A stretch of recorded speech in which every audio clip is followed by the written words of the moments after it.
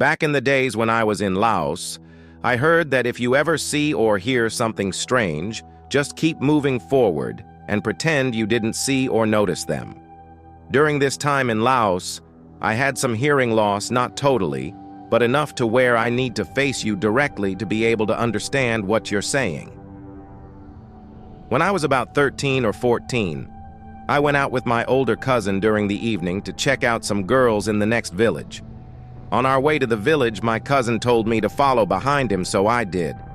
He said, "If you see me run, run. If you see me creeping, creep.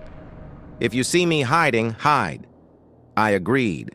I asked him why I must do the things he does. He said the road we are traveling is haunted, so we must move quickly. If he sees or hears anything, we must detour quickly. I was scared, but I told him I wanted to go. So he and I went on this adventure. As we went on to this little village towards the east, there was no problem. We met two nice girls who were just about to prepare dinner. They invited us to have dinner with their family, but we declined. We asked if it was okay for us to see them later. They agreed to come out and talk with us. I was happy, but my handicap was so shameful since I wasn't able to communicate well with the girls. I let my cousin do all the talking and laughed when he laughed. It felt awkward being there and not saying a thing. One of the girls asked my cousin why I was not talking. So he said because when I was young, I was stung by some wasp in the ear. The girl felt so sorry for me, so she came and sat next to me. But I was shy since this was the first time a girl noticed me at all. I tried to gather up some courage and carry a conversation with her, but everything that came out was yes and no, mostly head nodding. She did most of the talking for the both of us. By the time I knew it, it had gotten very late. My cousin was still talking to the other girl while I was sitting next to this girl I liked very much.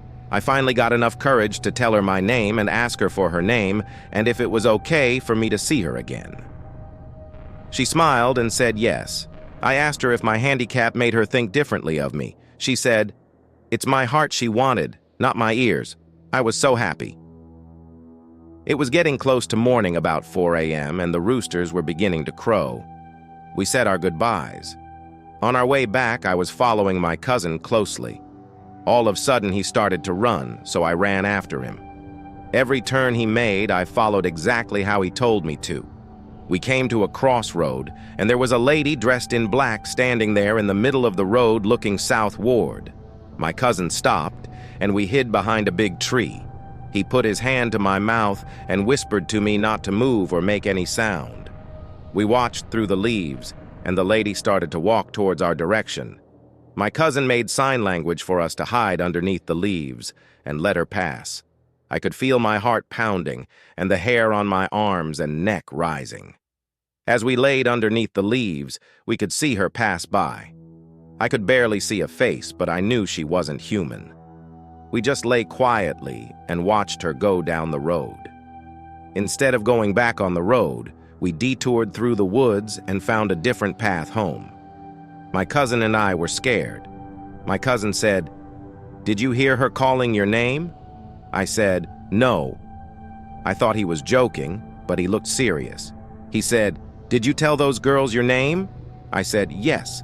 Then he said, "Never ask for a girl's name or tell her your name out in the open.